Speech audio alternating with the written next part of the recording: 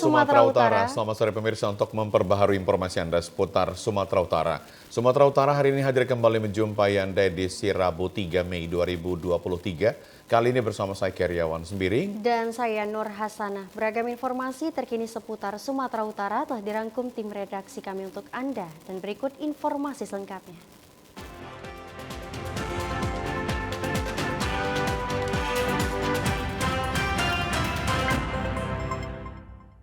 Pemirsa, sidang kode etik Kepolisian Daerah Sumatera Utara memutuskan pemberhentian tidak dengan hormat PT-DH terhadap AKBP Akhirudin Hasibuan.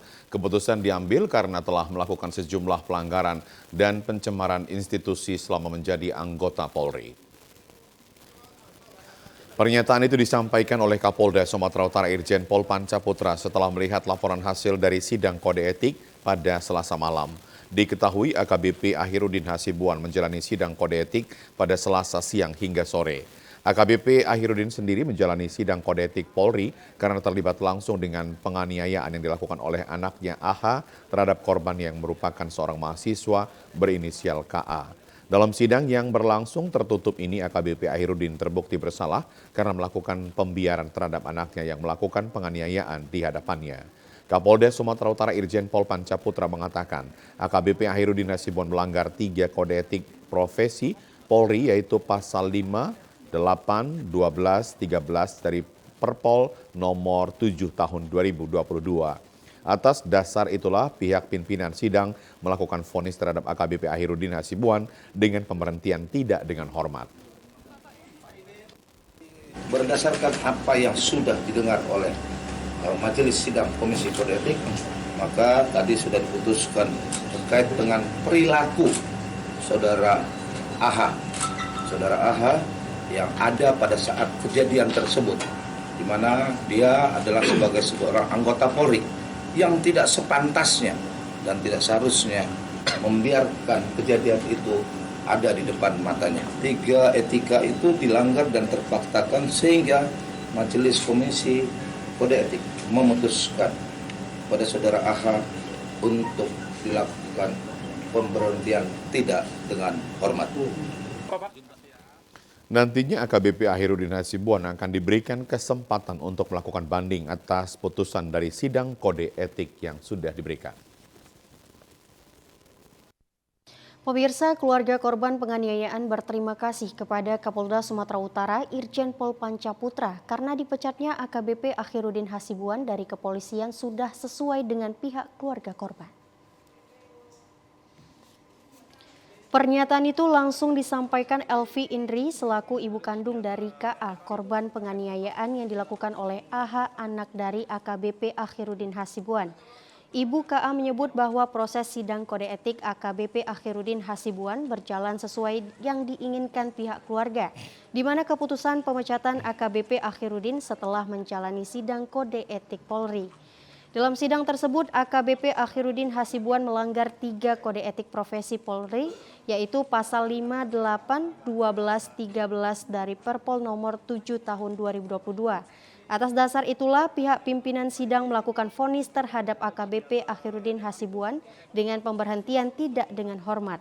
Terkait pemecatan itu, ibu kandung KA Elvi Indri mengucapkan terima kasih kepada Kapolda Sumatera Utara Irjen Pol Pancaputra yang sudah menindak AKBP Akhirudin. Dia juga berterima kasih karena Polda Sumatera Utara telah memberi atensi terhadap penganiayaan yang dialami anaknya KA. Sangat berterima kasih untuk atensi Bapak Kapolri, Bapak Kapolda Sumatera Utara, Bapak Dirkrimum. Luar biasa, seperti mukjizat saya rasakan ini. Ternyata bisa berproses dengan lurus.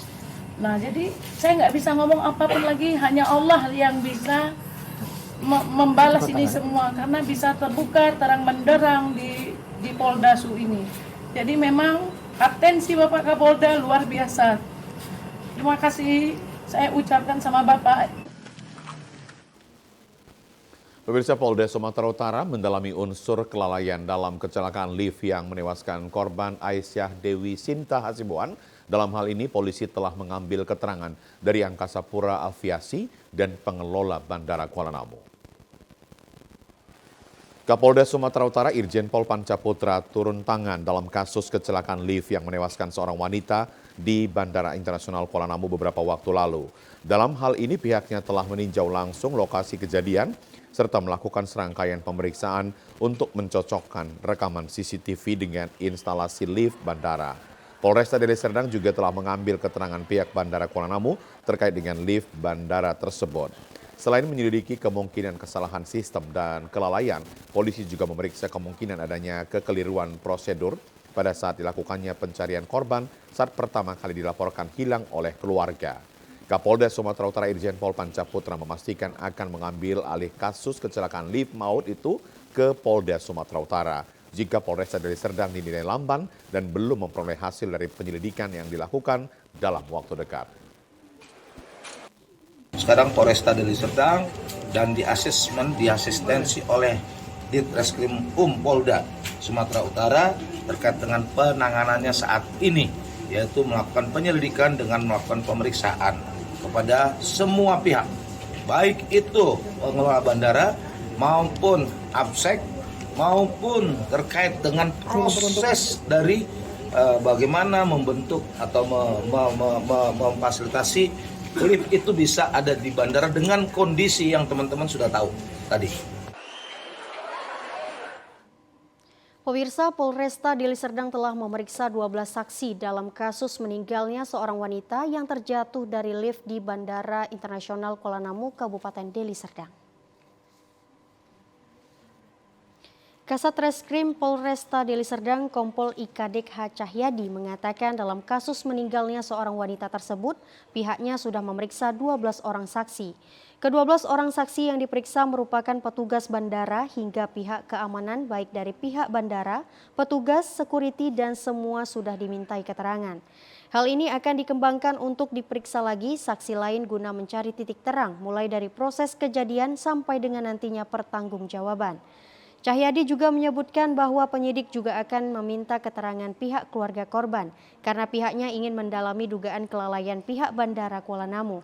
Namun karena pihak keluarga masih berduka cita, maka pihak kepolisian menunggu pihak keluarga untuk memberikan keterangan. Kita dari Satreskrim Polresta Deli Serdang saat ini sedang dan masih melakukan proses penyelidikan terkait dengan penemuan sesosok mayat wanita di Bandara Kuala Namu. Dan hari ini kita sudah melakukan pemeriksaan sebanyak 12 orang, nantinya akan mungkin bertambah sesuai dengan kapasitas daripada saksi yang akan nanti kami minta keterangan.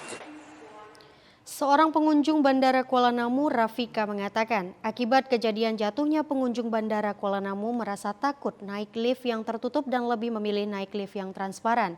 Ia juga meminta kepada pengelola Bandara Kuala Namu agar selalu melakukan perawatan lift secara berkala agar kejadian serupa tidak terulang kembali. Sebagai pengunjung bandara seperti apa Bu? Ada khawatir? Agak takut sih jadinya.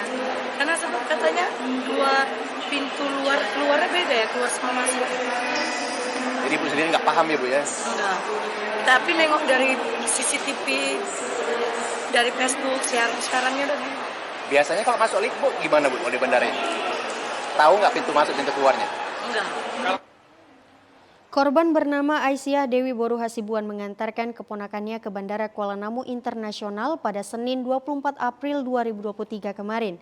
Berdasarkan rekaman CCTV, korban naik lift sendirian ke lantai 2. Pada saat di dalam lift, ia mengira lift yang digunakan rusak dan sempat menelpon keponakannya. Saat itu korban berusaha membuka pintu lift menggunakan tangan kirinya, akan tetapi saat pintu terbuka, korban tidak melihat arah depan, hingga akhirnya korban terjatuh ke lantai dasar.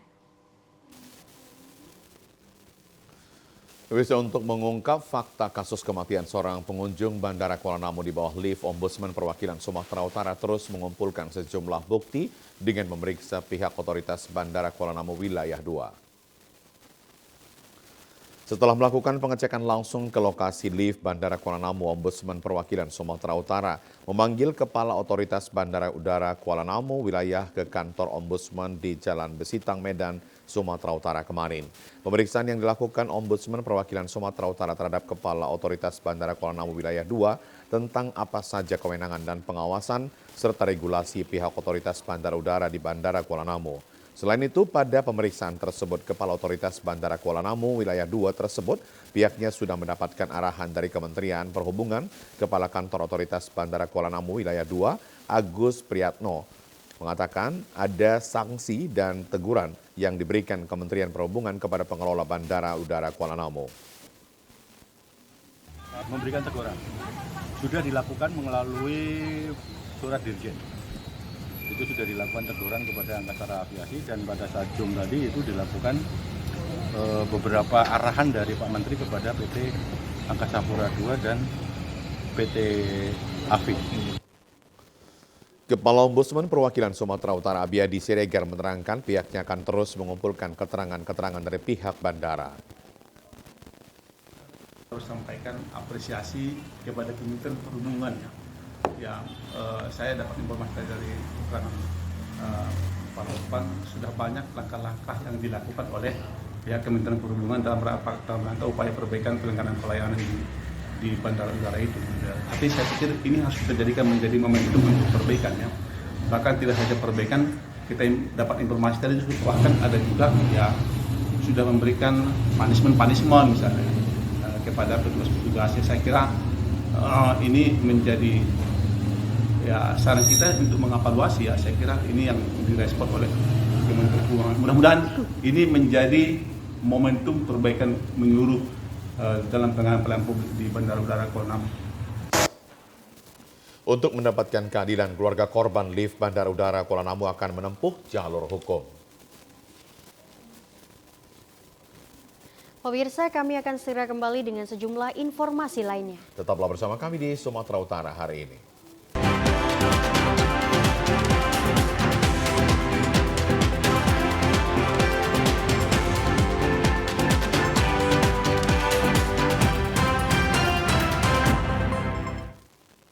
Terima kasih pemirsa yang masih menyaksikan Sumatera Utara hari ini. Polda Sumatera Utara memberikan bantuan terhadap para korban banjir bandang yang terjadi di kawasan Sembahe.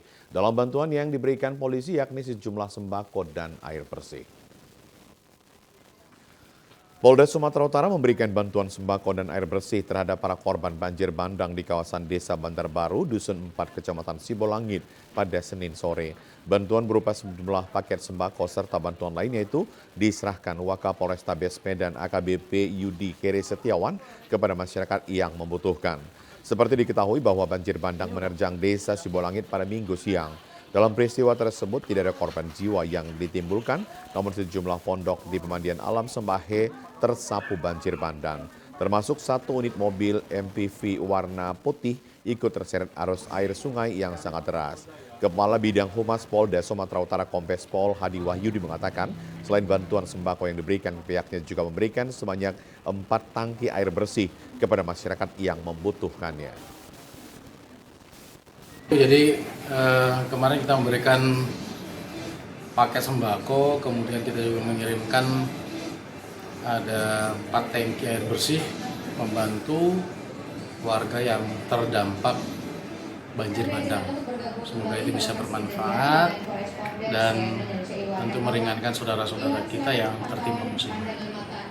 Untuk saat ini Pak, tidak ada korban ya Pak mengenai peristiwa seperti ini? Sejauh ini kita menerima laporan tidak ada korban jiwa, hanya kerugian material.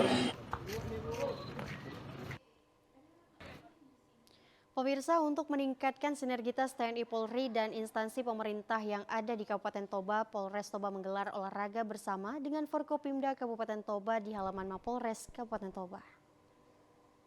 Ada yang tahu? Kita mau cari apa? Kendati di tengah pelaksanaan tugas pokok dan fungsi dalam melayani, mengayomi serta melindungi masyarakat, segenap aparatur TNI Polri dan pemerintah bersama jajaran Forkopimda lainnya tetap dapat meluangkan waktu untuk melaksanakan berbagai kegiatan olahraga layaknya seperti yang dilakukan saat sekarang ini.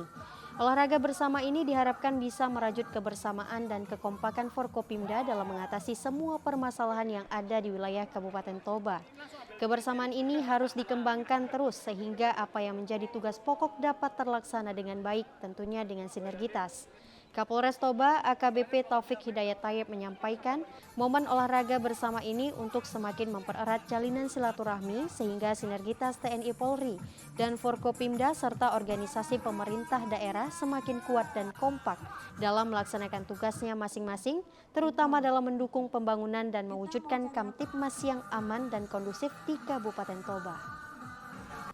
Ini kita ingin memberitahu kepada masyarakat, khususnya masyarakat Toba, bahwasanya di sini TNI, Polri, dan Pemkab semuanya bersama-sama. Artinya dalam setiap kegiatan apapun juga kita selalu bersama-sama, baik TNI, Polri dibantu oleh Pemkab. Ya, ini suatu kegiatan apapun kesuksesan adalah bersama, bukan hanya Polri-nya saja, bukan hanya TNI atau Pemkab, tapi kita bersama-sama.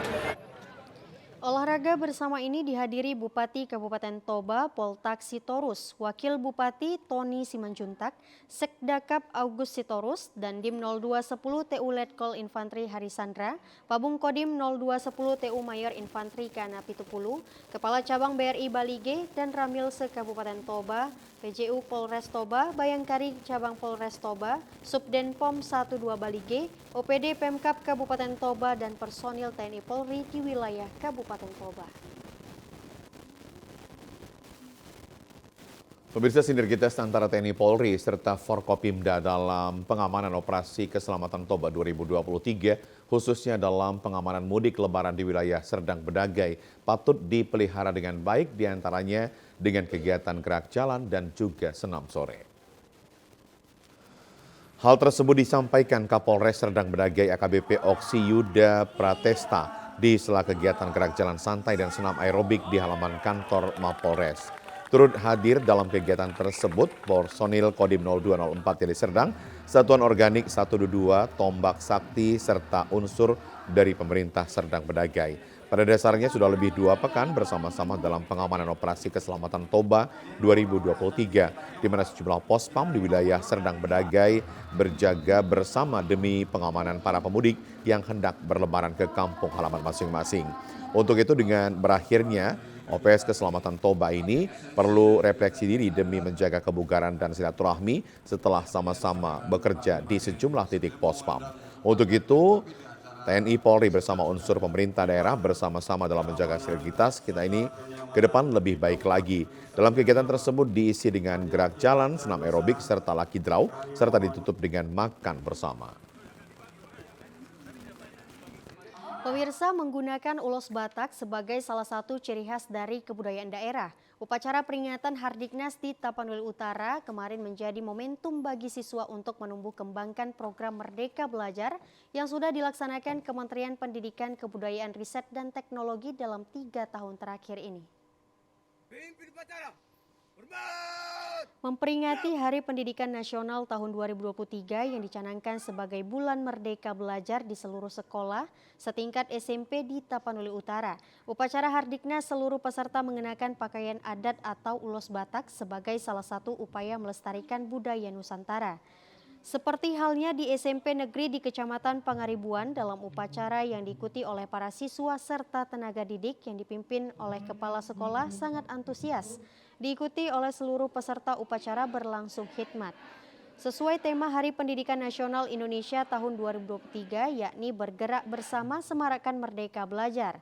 Dalam pidato Menteri Pendidikan Nasional Nadiem Makarim pada upacara Hari Pendidikan Nasional tahun 2023 ini, pemerintah mengajak seluruh insan pendidikan baik di tingkat pemerintah pusat dan daerah, serta seluruh elemen pendidikan untuk terus berupaya meningkatkan kualitas dan aksesibilitas pendidikan di Indonesia. Selain itu, mengingat generasi emas Indonesia adalah generasi emas yang ditunggu-tunggu sepanjang masa. Maka melalui komitmen pemerintah dengan program wajib belajar 12 tahun yang telah terlaksana telah menunjukkan komitmen pemerintah dalam menghadirkan pendidikan bagi seluruh rakyat Indonesia. Merdeka Belajar bermanfaat terutama dalam mendorong tumbuhnya kreativitas para anak didik untuk diteruskan.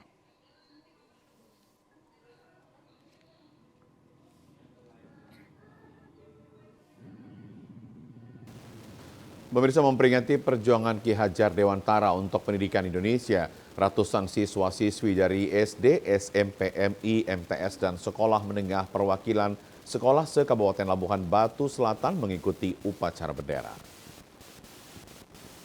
Upacara Hari Pendidikan ini juga dihadiri oleh Forkopimda, digelar di lapangan apel kantor Bupati Labuhan Batu Selatan di Jalan Sosopan, Kecamatan Kota Pinang, dipimpin Wakil Bupati. Meskipun suasana cuaca panas, namun upacara tersebut berjalan dengan hikmat.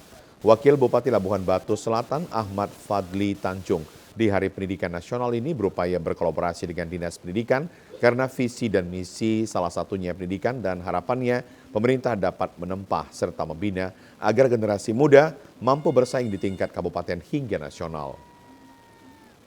Kita sebagai pemerintah berupaya berkolaborasi dengan Dinas Pendidikan karena salah satu visi dan misi kita adalah tentang pendidikan. Harapan kita ke depan bagaimana pemerintah ini dapat menambah, dapat membina supaya generasi kita ini Kabupaten Labuhan Batu Selatan mampu bersaing bukan cuma tingkat kabupaten tapi tingkat nasional dan tingkat provinsi.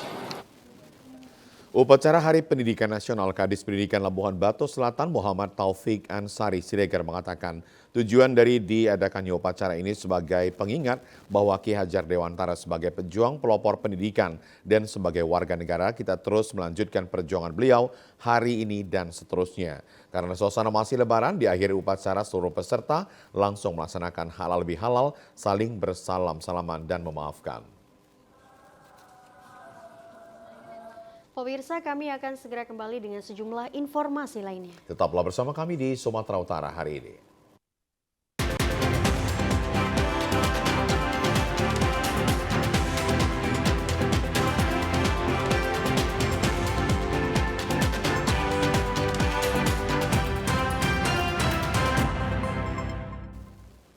Pemirsa, upaya pencarian di hari ketiga seorang anak yang hilang terseret arus drainase di Padang Sidimpuan belum juga ditemukan. Dalam pencarian ini, tim gabungan telah melakukan penyisiran di aliran sungai dan darat sepanjang 32 km dari lokasi kejadian. Tim SAR gabungan terus melakukan upaya pencarian hari ketiga di aliran sungai Batang Ayumi terhadap seorang anak Lucky Satrio, 8 tahun, korban terseret arus drainase pada Minggu petang di Jalan Mawar, Kota Padang Sidimpuan. Proses pencarian korban dilakukan dengan membagi dua tim dengan menggunakan 3 perahu karet. Tim pertama menyisir di pinggiran sungai mulai titik lokasi diduga hanyutnya korban di Kelurahan Ujung Padang sampai Bendungan Paya, Sordang berjarak sejauh 17 km dan menggunakan 1 perahu karet BPBD Padang Sidimpuan. Sedangkan tim kedua melakukan penyisiran di aliran sungai mulai dari Bendungan Paya Sordang menuju Sungai Sayur Matinggi Aek Sijorni, Kabupaten Tapanuli Selatan dengan jarak sejauh 15 km dengan menggunakan 2 perahu karet.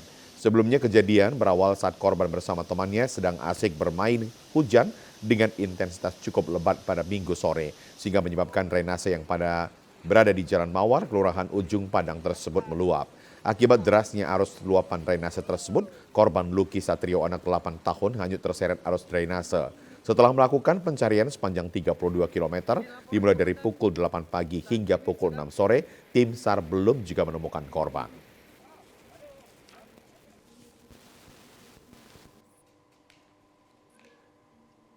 Pemirsa, harimau Sumatera terekam video trap sedang memangsa sapi ternak warga di kawasan hutan di Kabupaten Langkat.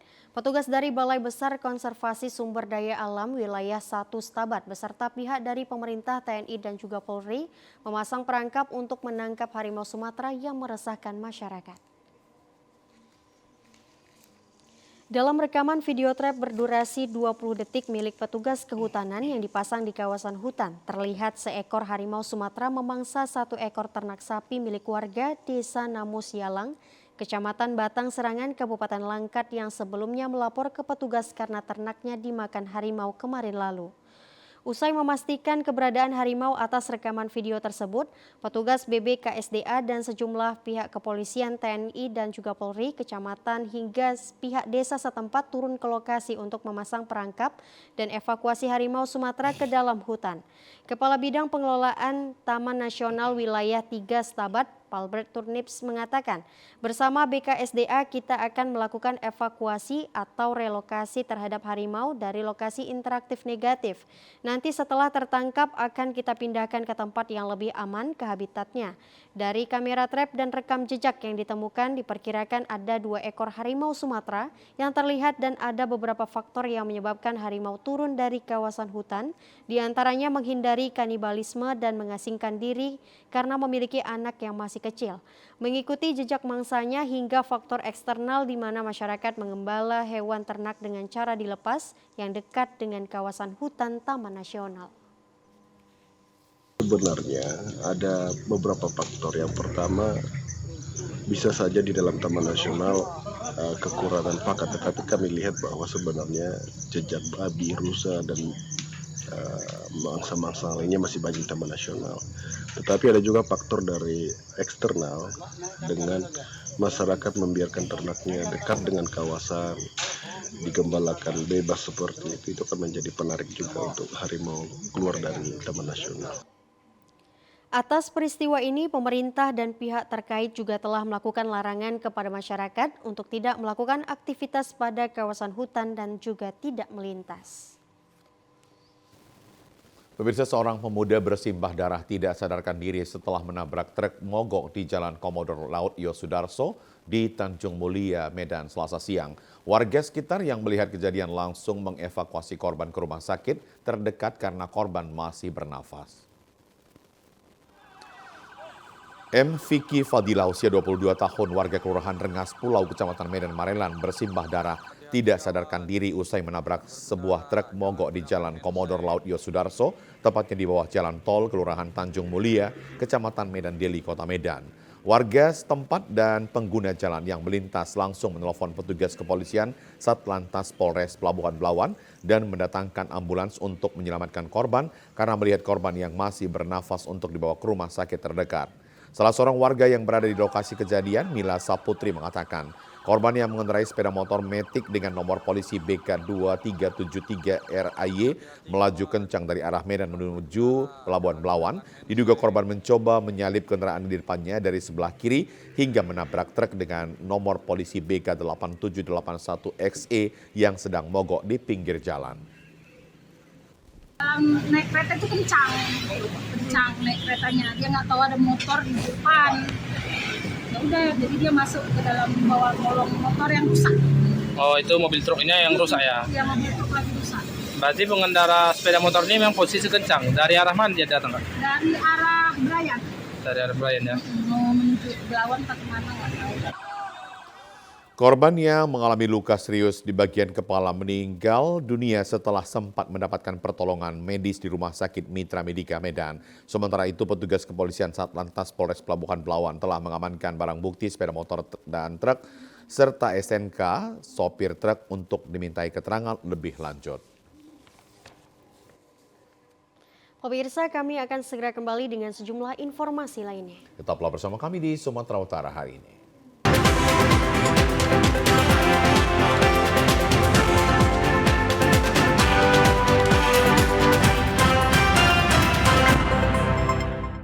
Terima kasih pemirsa Anda masih menyaksikan Sumatera Utara hari ini. Seminggu setelah Lebaran Idul Fitri 1444 Hijriah, puluhan pasangan calon pengantin ramai mendatangi kantor urusan agama Kecamatan Penyambungan, Kabupaten Mandailing Natal untuk mendaftarkan pernikahan.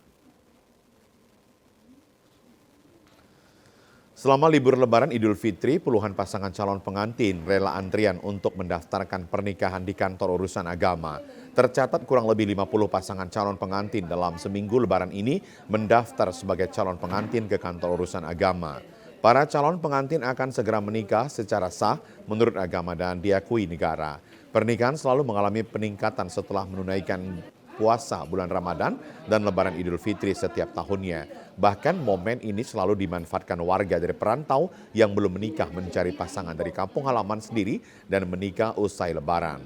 Selain itu, sebagian calon pasangan pengantin ini juga percaya jika menikah di bulan Syawal ini sebagai pertanda baik bagi keluarga yang akan dibina nantinya. Syarat untuk pernikahan yang sah menurut agama dan peraturan negara, Pasangan calon pengantin ini diwajibkan untuk mengisi sejumlah formulir dan sejumlah syarat untuk melangsungkan pernikahan baik di kantor KUA maupun di rumah mempelainya masing-masing. Habis lebaran, banyak yang daftar nikah biasanya. Untuk setelah lebaran ini ada berapa orang bang kira-kira yang daftar nikah bang? Diperkirakan 50, lebih kurang 50 pasang lah. Kalian udah daftar? Jadi rencananya nikah hari apa ini? Hari Kamis. Jadi ini kesini untuk daftar aja gitu? Iya bang. Oh, iya.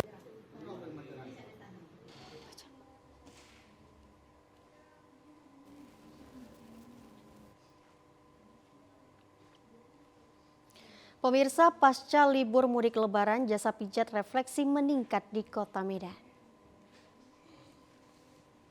Pada momentum libur lebaran 1444 Hijriah, beragam kegiatan dilakukan umat muslim mulai bersilaturahmi hingga menggelar open house, hingga tradisi berlibur ke beberapa destinasi wisata.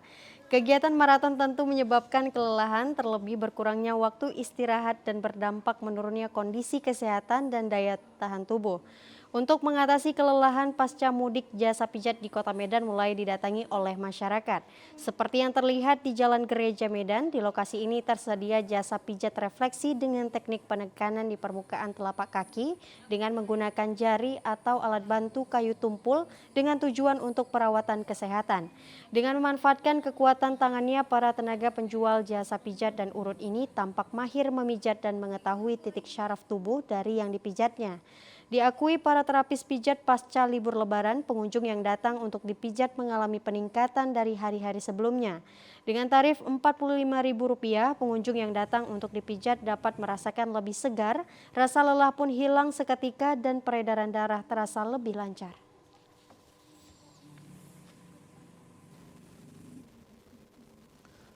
Ya, pemirsa, perkembangan teknologi memiliki peranan bagi kehidupan manusia termasuk dalam bisnis kuliner. Selain memberi kemudahan juga mampu meningkatkan perekonomian di tengah masyarakat.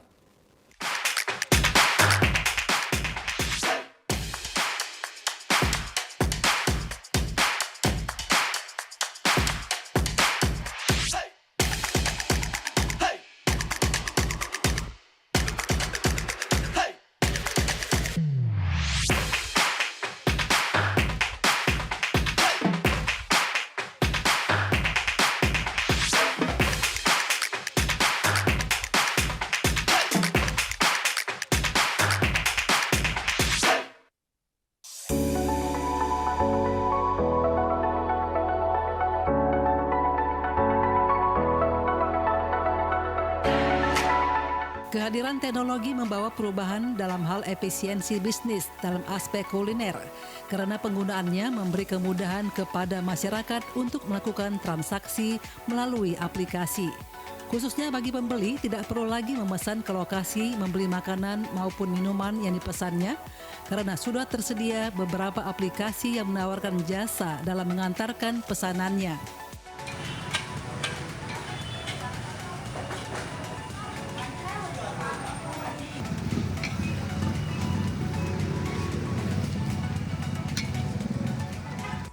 Sementara itu, bagi para pedagang kuliner, dengan adanya teknologi dapat membantu usaha dalam membuat promosi menjadi lebih mudah dan tersebar lebih luas di tengah masyarakat. Seperti halnya dengan Misyah yang telah 18 tahun menjalani usaha kuliner di kawasan perumahan Helvetia Medan. Kehadiran teknologi membantu usaha kulinernya berlokasi di Jalan Kapten Muslim Medan, terlebih pada saat wabah pandemi COVID-19 yang mengalami peningkatan beberapa waktu lalu. Meski mengalami keterpurukan ekonomi pada saat pandemi, membuat dirinya harus optimis untuk bangkit dengan bekerja keras dan memanfaatkan teknologi. Dengan pemanfaatan teknologi digital yang dialaminya, tentunya menjadi motivasi diri untuk berupaya meningkatkan pelayanan di tengah persaingan ketat para pebisnis kuliner lainnya. Kompetisi dengan inovasi kuliner berkualitas serta harga yang terjangkau menjadi salah satu upaya dalam memberikan pelayanan kepada pelanggan agar tetap terjaga demi mempertahankan kehidupan bagi keluarga. Kalau sebelum ada aplikasi, kita kan hanya pendapatan itu setiap hari ada di tangan. Tapi kalau ada aplikasi kan ada tersimpan. Karena di aplikasi itu kan langsung masuk ke dalam rekening kita. Jadi minimal yang dari aplikasi itu untuk simpanan. Jadi yang penjualan sehari-hari itulah yang untuk kita gunakan. Itulah. Jadi sesudah pandemi ini ya membantu juga. Nah, tapi tidaklah seperti sebelum pandemi. Lebih enak dikatakan sewaktu pandemi karena yang pembeli itu tidak ada yang keluar. Jadi melalui aplikasi. Nah, jadi kalau sekarang ini mungkin pandemi sudah lewat. Jadi kebanyakan orang pembeli itu keluar sendiri, membeli langsung ke restoran kita. Sementara itu, salah seorang driver ojol Abdul Kholik Fauzan mengakui teknologi memberi dampak bagi kehidupannya untuk meningkatkan ekonomi dan transaksi. Kalau GrabFood itu memang kalau kita ngadapin konsumen itu yang beda-beda ya kan.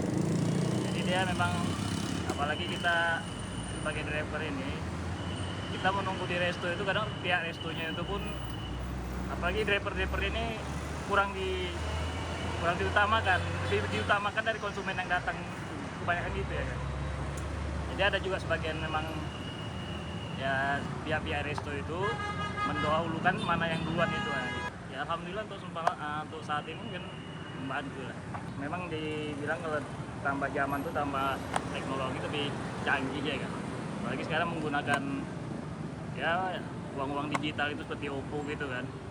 Itu lebih baik lagi memang, jadi nggak menggunakan cash gitu, jadi bisa gitu.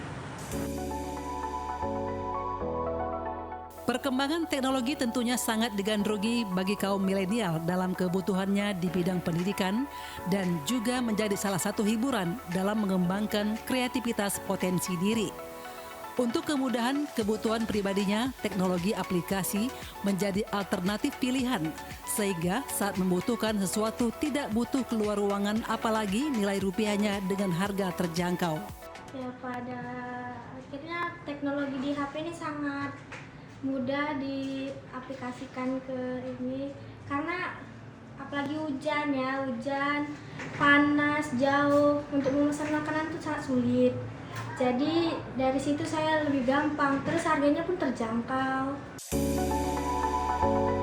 Teknologi bisa membawa dampak positif kepada masyarakat guna mendorong untuk semakin berinovasi dan berkembang sehingga mampu beradaptasi di era digitalisasi di tengah era globalisasi.